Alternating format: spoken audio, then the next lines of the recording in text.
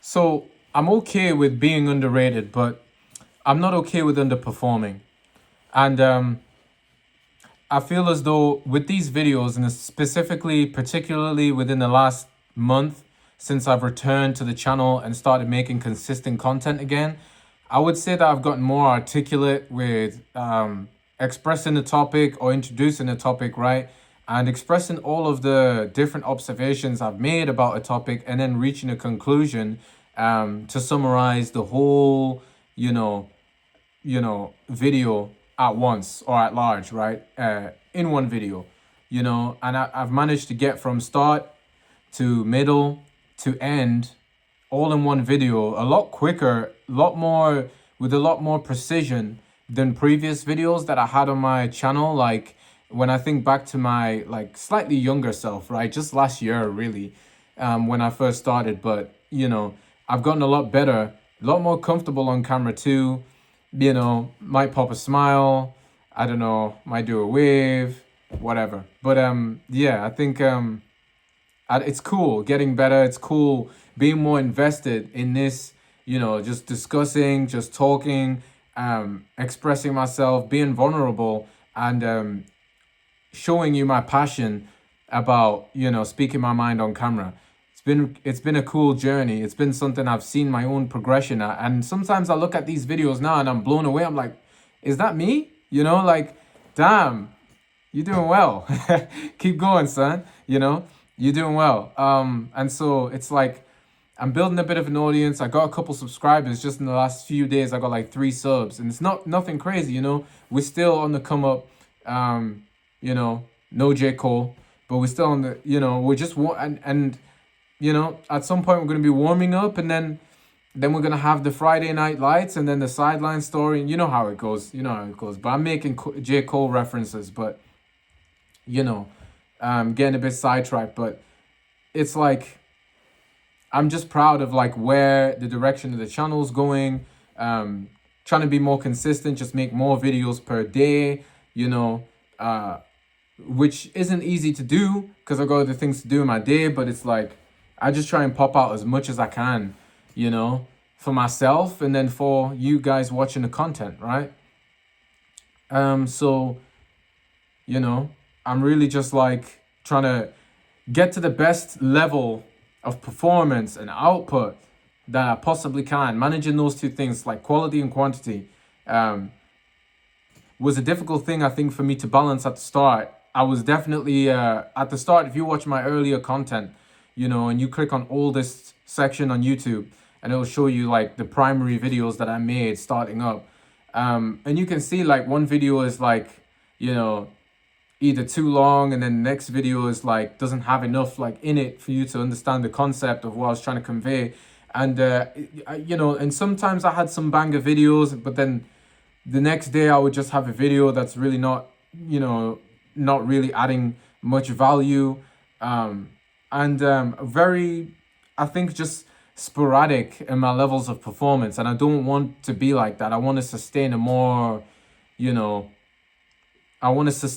like good level of performance. I'm looking for another word to use because I use so many words, so many different words, and some of the same words as I try to use different terminology. But it gets tough when you've made like over 100 videos at this point. But this is the point. I try to look up new words and stuff every day. And I've been doing this for a while, and I heard Myron Gaines speak about it, right? And it's important. Then I felt validated when he brought up, like when I'm speaking, doing podcasts, and I'm interviewing guests, it's like I be spending my time every single day, at least give myself the goal or aim to learn the definition of like 5 words, or learn 5 new words and the definition of them every single day. That's not easy to do. That's tough. So I've been doing like just 1 word or 2 words a day, and even that, it's tough. But it's like, it becomes, I start to pick the skill up, I'd say, with more ease over time, so it just gets better as I do it for a longer, stint of time. And I just try and make it so that you guys can extract the most value out of these videos. And proud of how far we came. Shorts are kind of popping off here and there. getting comments on the channel. Never had those before, really, you know.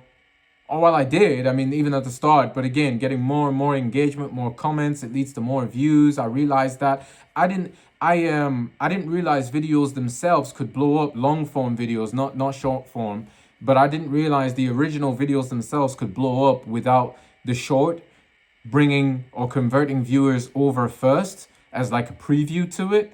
But like the recent video that kind of took off, it has like 20 views in 4 days or whatever, and it's just the video itself that started to take off in the algorithm. Didn't have to do anything. I just woke up overnight and it's like, oh, people are watching. Even throughout the day, people are watching. I'm like, damn, that's crazy. I didn't even get to post a short of this yet, and it's already taking off. And on top of that, I even posted a short after, because I always post.